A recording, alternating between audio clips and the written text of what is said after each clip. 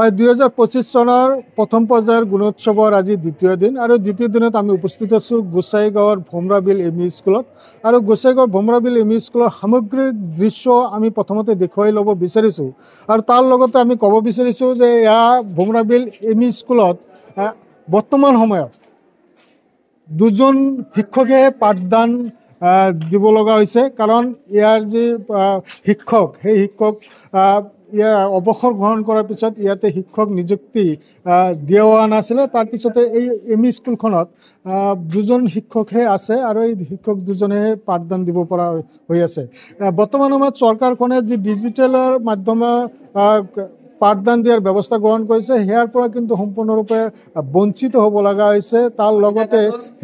প্ৰকৃত শিক্ষা বা আদৰ্শ শিক্ষাৰ পৰাও পাঠদানৰ পৰাও বঞ্চিত হৈছে এইখন বিদ্যালয়ৰ ছাত্ৰ ছাত্ৰীসকলে আমি আজি যেহেতু গুণোৎসৱৰ দ্বিতীয় দিন প্ৰথম পৰ্যায়ৰ গুণোৎসৱৰ এই দ্বিতীয় দিনৰ গুণোৎসৱত আমি এইখন বিদ্যালয়ত উপস্থিত আছোঁ আৰু সেই সামগ্ৰিক দৃশ্য আমি দেখুৱাইছোঁ ইয়াৰ ছাত্ৰ ছাত্ৰীসকলে ইতিমধ্যে পাঠদানৰ যি পৰীক্ষা এই পৰীক্ষাত বহিছে নিজৰ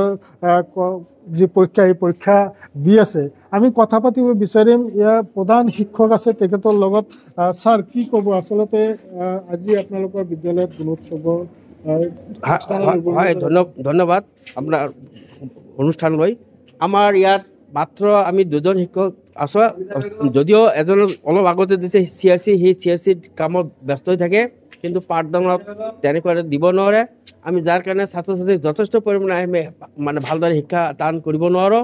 আমাৰ ইয়াত যথেষ্ট পৰিমাণে অসুবিধাৰ আমি সন্মুখীন হৈছোঁ গতিকে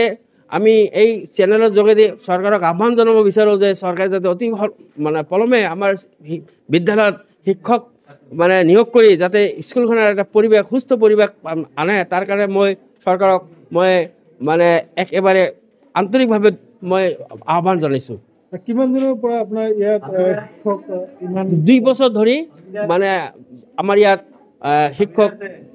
মানে ইয়াত ৰিটায়াৰমেণ্ট কৰিছে কিন্তু সেই ৰিটায়াৰমেণ্ট পষ্টবিলাক এতিয়ালৈকে ফিল আপ কৰা নাই যোৱাবেলি আপোনালোকৰ গুণোৎসৱ নিশ্চয় হৈছে কিমান কি গ্ৰেড পাইছে আমি মানে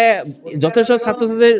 কাৰণে আৰু আমি ভালদৰে শিক্ষাদান কৰিব নোৱাৰাৰ কাৰণে ইয়াত C গ্ৰেড আহিছে যোৱাবেলি আমি কিমান ছাত্ৰ ছাত্ৰী আছে এইবেলি আমাৰ ইয়াত 344 ষ্টুডেণ্ট আছে গতিকে তাৰ বিপৰীতে আমি দুজন শিক্ষক আছোঁ কেনেকৈ সম্ভৱ আচলতে পাঠদান মানে আমি একটা বিশৃংখলাৰ মাজে গৈ আছোঁ শিক্ষকৰ অভাৱত আমি সুস্থভাৱে ইয়াত আমি শিক্ষাদান কৰিব নোৱাৰা হৈছোঁ হয় ধন্যবাদ থাকিল হয় আচলতে বিদ্যালয় এখনত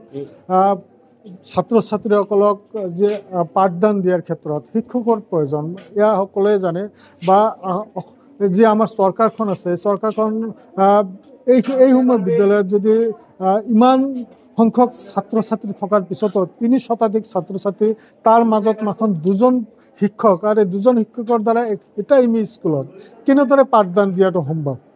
আমাৰ লগত আছে এক্সটাৰ্নেল ইভ্যালুৱেটৰ এইবাৰ গুণোৎসৱত আহিছে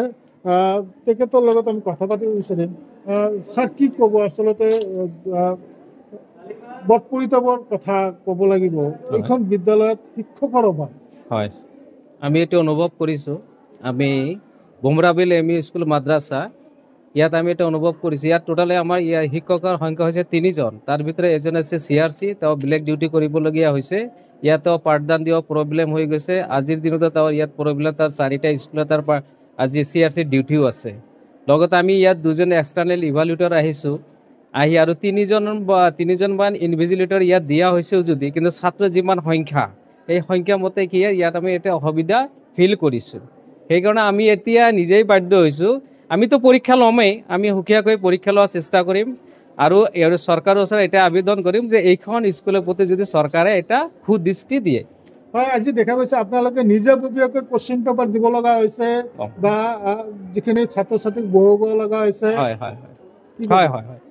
তাৰমানে হৈছে কি আমাৰ এটা নিয়ম আছে গুণোৎসৱৰ এইটো এটা নিয়ম আছে যে আমি ইয়াত 3টা ক্লাছ আছে 3টা ক্লাছৰ ছাত্ৰ আমাক মিলাই দিবলগীয়া হৈছে সেইকাৰণে হৈছে কি ইয়াৰ যিটো ৰুমৰ যিটো ফেচিলিটি যদিও ৰুম আছে ইয়াৰ ফেচিলিটিটো ইমান সুবিধাজনক নহয় তথাপি আমি ছাত্ৰক নিজে উঠাই লৈ আহি আমি মিলাই দিবলৈ বাধ্য হৈছোঁ কাৰণ যিহেতু ইয়াত শিক্ষকৰ সংখ্যা কম আমাক যিখিনি সিহঁতে মানে সুবিধাটো দিব লাগিছে সেইখিনিলৈকে সুবিধা দিব পৰা নাই হেডমাষ্টাৰ আমাকে বাৰে বাৰে কৈ আছে যে আমাৰ ছাৰ কম আছে ছাৰ আপোনালোকেও আমাৰ লগত অলপ সহায় সহযোগিতা কৰিব আৰু আমাক যিহেতু চৰকাৰে পঠাইছে আমাৰ এইটো ডিউটি আমিও যিহেতু শিক্ষক আমিতো শিক্ষকৰ দুখটো গম পাওঁ সেইকাৰণে আমিও মানে নিজে ইচ্ছা স্বইচ্ছা আমি এইবিলাক কামত আমি লাগি গৈছোঁ মানে আমি আজি শিক্ষক হৈ ইয়াত LP স্কুল বা ME স্কুল এজন শিক্ষক হিচাপে আমি কাম কৰি আছোঁ দেখা গৈছে ক্লাছৰুমৰ অভাৱে ME স্কুলৰ ছাত্ৰ ছাত্ৰীলৈকে হাই স্কুলৰ হয় এইটো হয় সঁচা কথা আৰু এইটো এটা কথা যে যাক ওচৰা ওচৰিকৈ থকাৰ কাৰণে এই সুবিধাটো হৈছে আজি হাই স্কুল ছেকশ্যনটো যদি অলপ দূৰত থাকিবলগীয়া হ'লহেঁতেন তেনেহ'লে বহুত প্ৰব্লেম ইয়াত এৰাইজ হয় হয় ধন্যবাদ থাকিল হয় আমাৰ লগত আন এজন এক্সটাৰ্নেল ইভ্যালুৱেটৰ আছে তেখেতৰ লগত কথা পাতিম নমস্কাৰ নিউজ 18ৰ আমাৰ সাংবাদিক ডাঙৰীয়াক নমস্কাৰ জনাইছোঁ মই শৈলেন্দ্ৰ প্ৰসাদ শইকীয়া কোকৰাঝাৰ কৃষি বিভাগৰ পৰা আহিছোঁ আচলতে আমি এক্সটাৰ্নেল ইভ্যালুৱেটৰ হিচাপে আহি ইয়াতে ভালেই পাইছোঁ কিন্তু ঘটনা হৈছে কি আমাৰ যিখিনি সমস্যা ইয়াত দেখিছোঁ আমি সেইখিনি আমাৰ মোৰ সতীৰ্থ এক্সটাৰ্নেল ইভ্যালুৱেটৰ তেখেতে কৈছে মানে আচলতে ক্লাছৰুমৰ সংখ্যা বহুত কম এখন বেঞ্চত 6-7জনকৈ বহিছিল গতিকে আমি অকণমান মিলাই পেলাই এতিয়া পৰীক্ষা ছিষ্টেমটো অকণমান সলনি কৰি দিছোঁ আমি নিজে সহায় কৰিছোঁ গতিকে আমি আমাৰ মাননীয় শিক্ষামন্ত্ৰী ডাঙৰীয়াক আমি এই সাংবাদিক আমাৰ নিউজ 18ৰ যোগেদি আমি অনুৰোধ জনাব খুজিছোঁ যে তেওঁ যাতে সোনকালে এইখন স্কুলত অকণমান মানে টিচাৰৰ যিটো মানে শিক্ষকৰ যিটো নিয়োগ সেইটো কৰি দিয়ে আৰু মানে অকণমান ফেচিলিটি কৰি দিয়ে যাতে মানে ষ্টুডেণ্টসকলে ভালদৰে বহি তেওঁলোকে পাঠদান কৰি জীৱনত সুনাগৰিক হ'ব পাৰে ভাল মানুহ হ'ব পাৰে তাৰ কাৰণে মই আমাৰ মাননীয় শিক্ষামন্ত্ৰী ডাঙৰীয়াক আজি এই নিউজ 18ৰ যোগেদি অনুৰোধ জনালোঁ ধন্যবাদ আৰু এটা কথা আমি আপোনাৰ পৰা জানিব বিচাৰিছোঁ সেয়া হ'ল যে এইখন আপোনালোকে এক্সটাৰ্নেল ইভ্যালুৱেটৰ হিচাপে আহিছে কিন্তু আপোনালোকে ইনভিজিলেটৰ কাম কৰিব লগা হৈছে ডিউটি কৰিব লগা হৈছে কেনেকুৱা অনুভৱ হৈছে হয় এনেই বস্তুটো ধৰক মানে আমি যেতিয়া আমাক চৰকাৰে আমাক এটা কামত পঠিয়াইছে এই কামত আমি গুণোৎসৱত আমি বেয়া পোৱা নাই কিন্তু হ'লেও বস্তুটো তেওঁলোকৰ শিক্ষকৰ সংখ্যা কম হৈছে গতিকে বা আমাৰ ইনভিজিলেটৰো কম হৈছে কাৰণ ষ্টুডেণ্ট প্ৰায় 320 মানে আছে আজি প্ৰেজেণ্ট আছে গতিকে অকণমান সেইকাৰণে আমি সহায় কৰিছোঁ আমি গতিকে এইটো মানে ভাল পাইছোঁ কাৰণ আমি ষ্টুডেণ্টৰ মাজত থাকি ভাল পাইছোঁ আমি আকৌ আগৰ স্কুল লাইফৰ কথা মনলৈ আহি গৈছে তথাপিতো আমি সহায় সহযোগিতা কৰি আজি দিনটো ভালদৰে পাৰ কৰিবৰ কাৰণে আমি চেষ্টা কৰিছোঁ হয় ধন্যবাদ থাকিল হয় তেখেতলৈ আমি ধন্যবাদ জনাইছোঁ আৰু যেহেতু এই বিদ্যালয়খনৰ মূল সমস্যা বুলি আমি ক'ব লাগিব সেয়া হ'ল শিক্ষকৰ অভাৱ 8জনৰ পৰা 10জন শিক্ষক থাকিব লাগে বা আধুনিক ক্লাছৰুম থাকিব লাগে শ্ৰেণীকোঠা থাকিব লাগে ডিজিটেলৰ মাধ্যমেদি শিক্ষা প্ৰদান কৰাৰ এটা আমাৰ যি ৰাজ্য চৰকাৰে শিক্ষা বিভাগৰ পৰা আৰম্ভ হৈছে তাৰো অভাৱ এইখন বিদ্যালয়ত দেখা গৈছে আৰু এইখন বিদ্যালয়ত যি 3 শতাধিক ছাত্ৰ ছাত্ৰী অধ্যয়ন কৰি আছে তেনেহ'লে কেনেদৰে এই ছাত্ৰ ছাত্ৰীসকলে অধ্যয়ন কৰি আছে প্ৰকৃত শিক্ষা পাইছেনে এই ছাত্ৰ ছাত্ৰীসকলে এয়া কিন্তু সচেতন মহলে প্ৰশ্ন উত্থাপন কৰিছে অতি শীঘ্ৰে এক্সটাৰ্নেল ইভ্যালুৱেটৰ লগতে প্ৰধান শিক্ষকে অনুৰোধ জনাইছে শিক্ষামন্ত্ৰীলৈ বা ৰাজ্যৰ মুখ্যমন্ত্ৰী ডক্টৰ হিমন্ত বিশ্ব শৰ্মালৈ যে অতি সোনকালে এইখন বিদ্যালয়ত শিক্ষক নিযুক্তি দিয়ক নহ'লে চৰকাৰে যি উদ্দেশ্যলৈ এই বিদ্যালয়সমূহত গুণোৎসৱ উদযাপন কৰিছে বা গুণোৎসৱ পাতিছে সেই গুণোৎসৱৰ প্ৰকৃত যি মূল্য সেয়া কিন্তু নোহোৱা হৈ যাব কাৰণ শিক্ষকৰ অভাৱতে যোৱাবেলি এইখন বিদ্যালয়ত C গ্ৰেড পাবলৈ সক্ষম হৈছে আপুনি বিচৰা বাতৰি পাব কেৱল নিউজ 18 এপত নিউজ 18 এপ ডাউনলোড কৰিবলৈ স্ক্যান কৰক এই QR কোড গুগল প্লে ষ্টৰতো পাব এই নিউজ 18 এপ